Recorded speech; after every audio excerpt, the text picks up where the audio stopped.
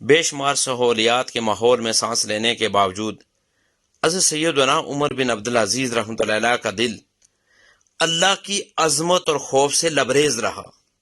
چنانچہ طبیعت بچپن ہی سے پاکیزگی اور زہد و تقوی کی طرف راغب تھی۔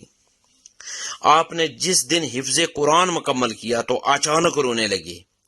والدہ ماجدہ حضرت سیداتنا ام عاصم رحمۃ اللہ علیہ کو پتہ چلا اور انہوں نے رونے کی وجہ دریافت کی تو عرض کی، ذکرت الموت، یعنی مجھے موت یاد آ گئی تھی۔ اپنے چھوٹے سے منع کی یاد آخرت دیکھ کر ان کا دل بھر آیا اور آنکھوں سے اشکوں کی برسات ہونے لگی۔ اللہ اکبر! اے کاش ان نفوس قدسیہ کے صدقے ہماری آنکھوں سے بھی غفلت کے پردے ہٹ جائیں اور ہم بھی اپنی موت کو یاد کرنے والے بن جائیں۔